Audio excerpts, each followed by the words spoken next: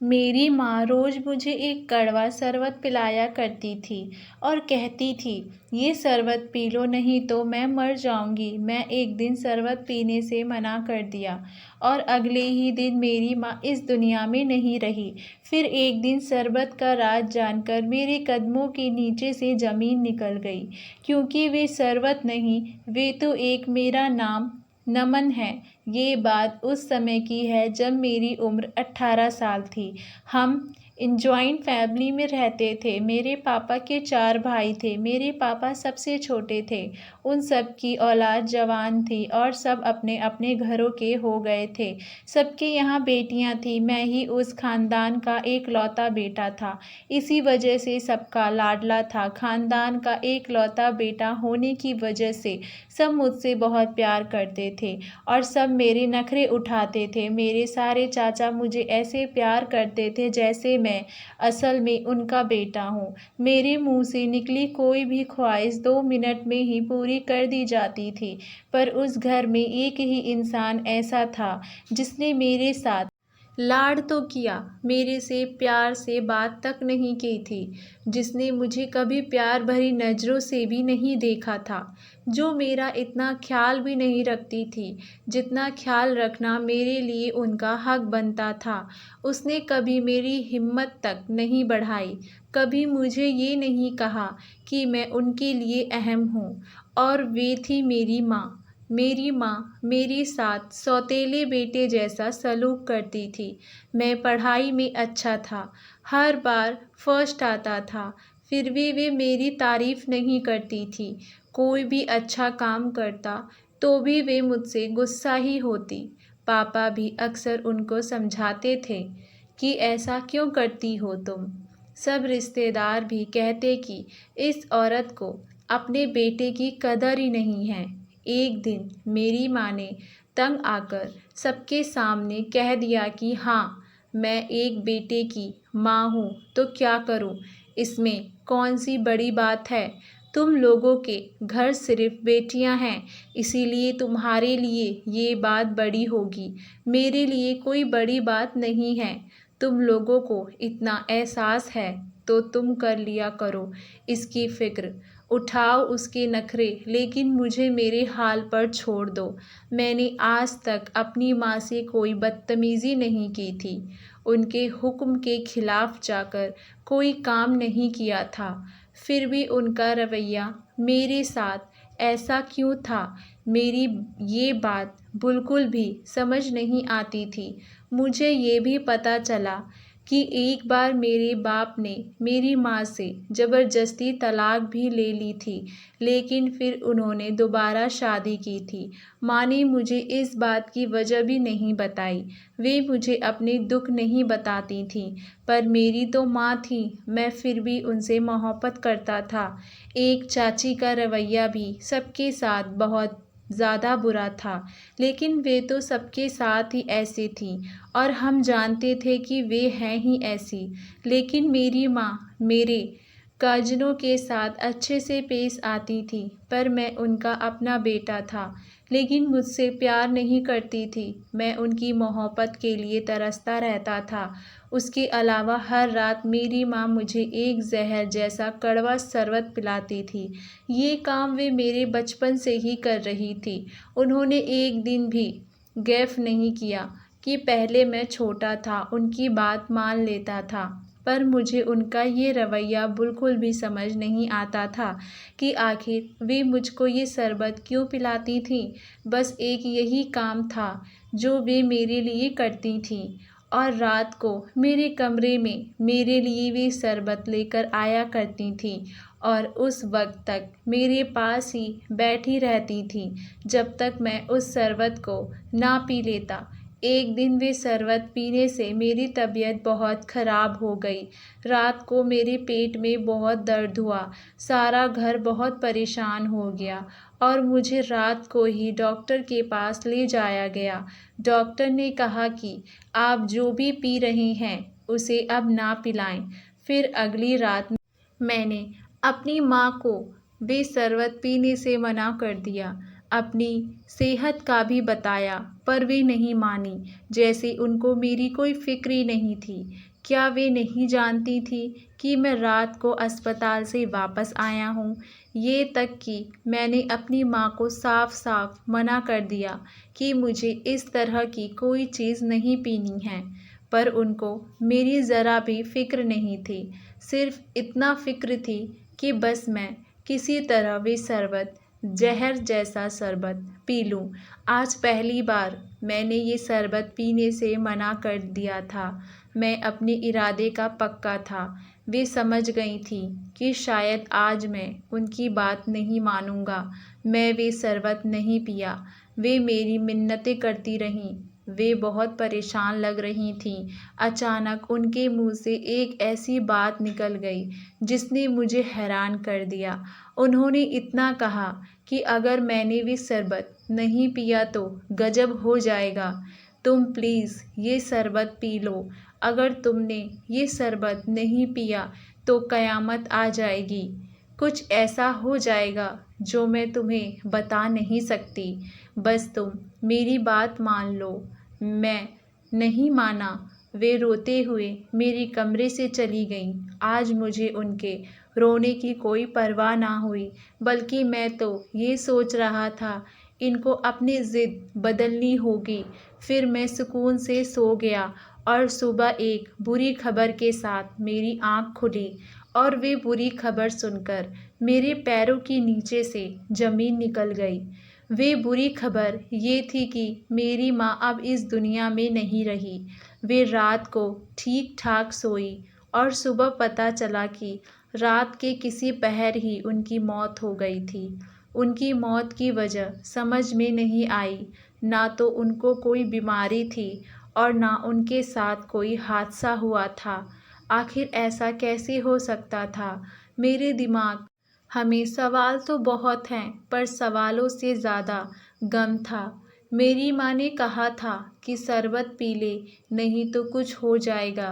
क्या मेरी माँ का इशारा इस तरफ था? और शरबत पीने से मेरी माँ की ज़िंदगी पर क्या असर हो सकता था? ये बात मेरी समझ से बाहर थी, लेकिन मैं खुद को मुजरिम महसूस कर रहा था। क्या मैं अपनी माँ की मौत की वजह बना था? अगर मैं वे शरबत पी लेता तो आज मेरी माँ जिंदा होती। सवाल और सदमा मिलकर मेरी जान ले रहे थे। मैं एक दिमागी मरीज की तरह बन गया था। मैं बहुत रोया। मेरे लिए ये सदमा बहुत बड़ा था। घर में शोक का माहौल था। पापा भी सदमे में थे। ना कुछ दिन बाद मैं अपने दोस्त के घर चला गया।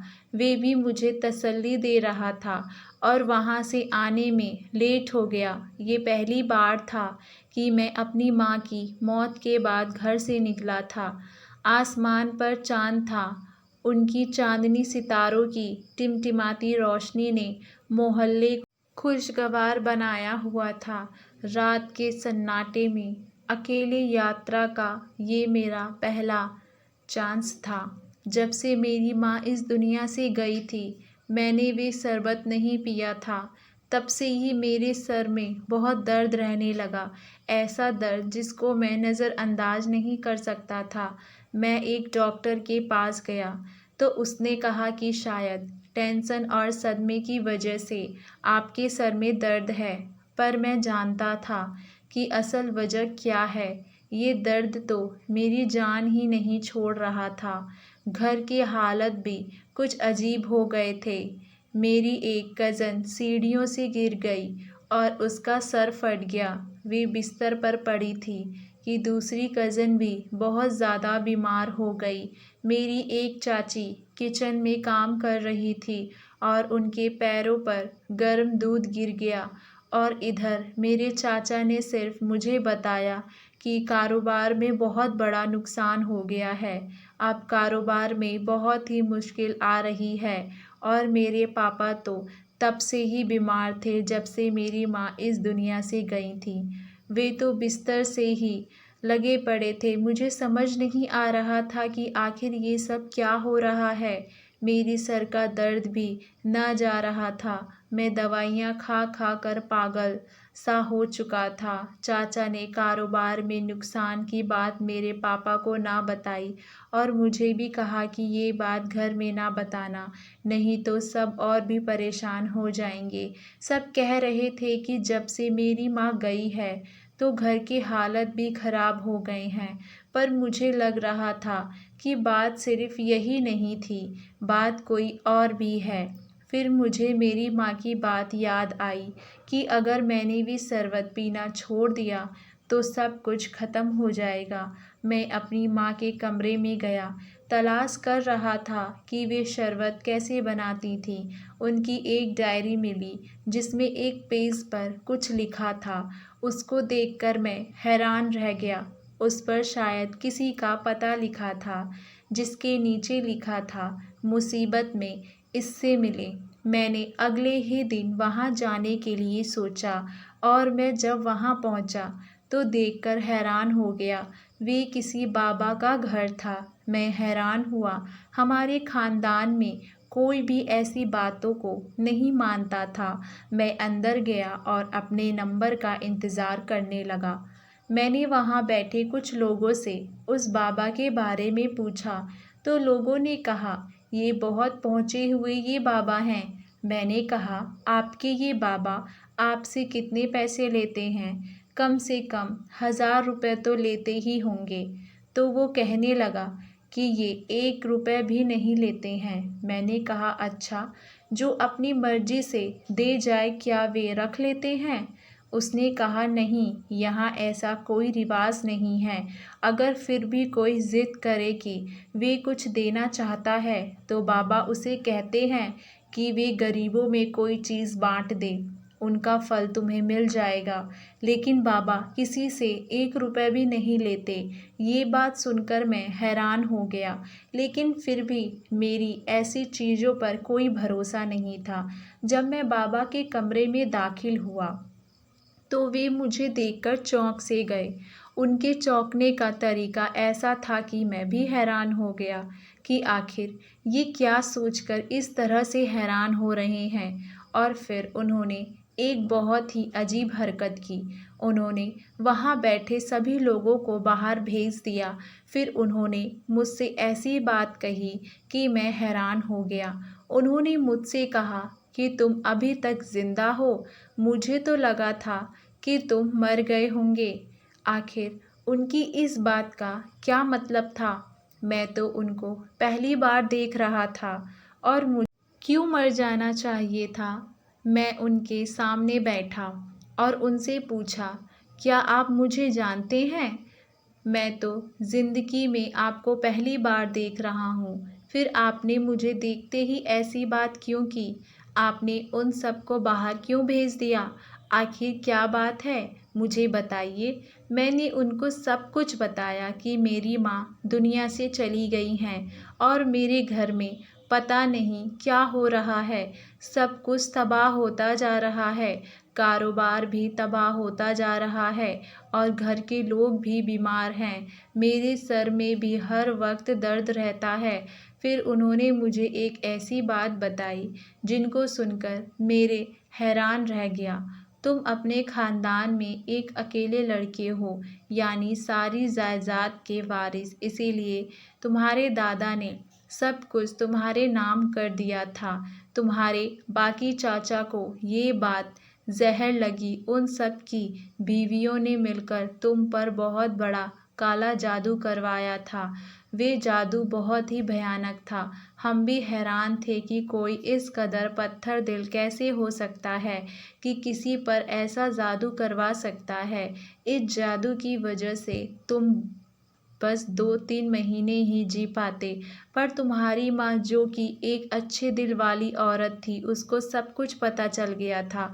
उसने तुम्हारे बाप को बताया तो उनमें झगड़ा हो गया। तुम्हारे बाप ने गुस्से में आकर तुम्हारी माँ को तलाक भी दे दिया था। फिर तुम्हारे बाप को अपनी गलती का एहसास हुआ तो उन्होंने तुम्हारी माँ से दोबारा शादी कर ली। एक दिन तुम्हारी माँ तुम्हारे बाप को लेकर मेरे पास आई। मैंने उनको सब कुछ बताया, लेकिन उन्हें फिर भी विश्वास नहीं हुआ और फिर तुम्हारी माँ ने मुझसे कोई हल पूछा। तब से मैं तुम्हारी माँ को जानता हूँ। मुझे तुम्हारी माँ की बात का यकीन था। मैंने उस जादू का तोड़ तो किया, पर वे जादू बहुत ताकतवर था। ये जादू सिर्फ तुम पर जब तक ही असर कर सकता था जब तक तुम 19 साल के नहीं हो जाते, लेकिन तब तक तुम्हें वे रोज मंत्र वाली जड़ी बूटी वाला शरबत पीना था। ये जड़ी बूटी वे मुझसे ही ले जाती थी और तुमने वे नहीं पिया। सबसे पहले उस जादू का असर तुम्हारी माँ पर हुआ, क्योंकि वही थी जिसकी वजह से जादू रुका हुआ था, और फिर तुम पर भी उसका धीरे धीरे असर होने लगा। मैं हैरत होकर पूछा कि अगर ये जादू मुझ पर मेरी चाची ने करवाया है, तो फिर उन पर भी मुसीबत क्यों आ रही है? तो बाबा ने बताया, क्योंकि अब ये जादू ख़त्म होने वाला है, इसीलिए उन लोगों पर भी इसका असर हो रहा है। अभी तुम्हारे 19 साल के होने में 1 महीना और बाकी है। बस तुम वे शरबत पीते रहो और उसके बाद उस जादू का असर ख़त्म हो जाएगा। तुम्हारी माँ तो अब वापस नहीं आ सकती, पर शायद तुम्हारी जान बच जाएगी। वे इसीलिए तुम पर सख्ती करती थी, ताकि तुम उससे डर कर रहो और उसकी बात मानो, वरना वे तुम्हें रोज़ ऐसा कड़वा शरबत पीने पर मजबूर क्यों करती। फिर जब मैं वहाँ से वापस आया तो मैं बहुत दुखी था। मैंने अपनी ज़िद में आकर अपनी माँ को खो दिया। एक बार भी नहीं सोच सका कि माँ तो माँ होती है, उसकी मोहब्बत कभी कम हो ही नहीं सकती। मैं अपने पापा को ये सब बताया, लेकिन मेरे पापा अभी भी वे बात मानने को तैयार ही नहीं थे कि उनका ख़ानदान ऐसा कर सकता है। उनका कहना था कि तुम्हें इतनी मोहब्बत मैंने नहीं की जितनी मोहब्बत मेरे भाइयों और उनकी पत्नियों ने की है, और मेरा उनके लिए बस यही जवाब था कि उनकी मोहब्बत के पीछे असल में उनका एक मकसद छिपा हुआ था। आपने मेरी माँ की बात ना मानी, यहाँ तक कि उनको एक दफ़ा तलाक भी दे दिया, सिर्फ आपने ख़ानदान वालों के लिए। आप क्यों नहीं समझ रहे हैं मेरी बात को? मेरी माँ सच कह रही थी। मैंने भी उन सारी चीज़ों को महसूस किया है। मैं कोई छोटा बच्चा नहीं हूँ। मेरे पापा ने मेरी कोई बात ना मानी। मैंने अपनी माँ की वे डायरी अपने पास रख ली, और उसमें ये भी लिखा था कि तुम्हारे पापा ये बात भी नहीं मानेंगे, क्योंकि वे अभी भी इस जादू के असर में हैं। इसीलिए मैंने अपने पापा को उनके हाल पर छोड़ दिया। अब मैं उस बाबा से ढेर सारी जड़ी बूटी ले आया और घर में बैठकर अपने लिए खुद ही शरबत बनाने लगा। फिर मैं ये भी सोचने लगा कि इस शरबत को बनाने में कितनी मेहनत लगती है, और ये काम छिपकर भी करना पड़ता था। मेरी माँ ने मेरी जान बचाने के खातिर क्या कुछ नहीं किया, और मैं जाते जाते भी उसने बदतमीज़ी कर दी। ये शिकवा मुझे खुद से सारी ज़िंदगी रहेगा। मैं 1 महीने तक भी शरबत पिया, और 19 साल का होने के बाद मैं शहर चला गया। जाने से पहले मैंने अपने सब कुछ घर वालों को कहा कि मैं आपकी झूठी मोहब्बत को आपकी सच्ची मोहब्बत समझता रहा।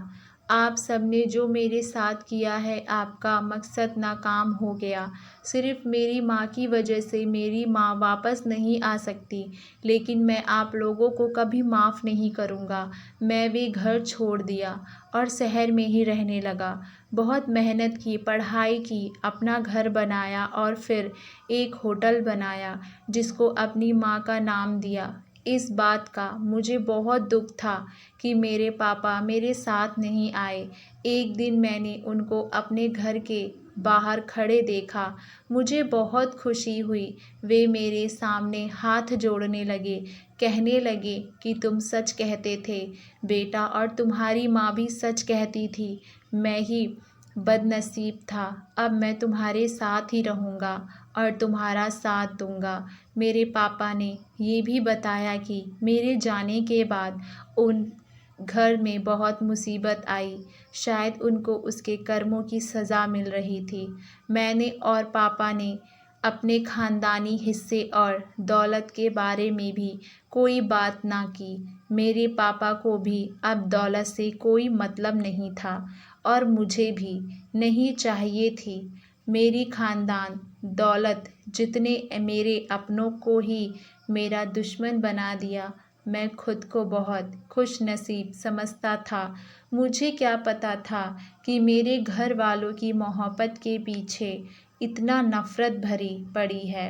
सलाम है मेरी माँ को जिसने सारी ज़िंदगी इस राज को अपने सीने में दफन रखा, सिर्फ़ इसलिए कि वे मेरी जान बचा सके और ऐसे ही वे इस दुनिया से चली गई।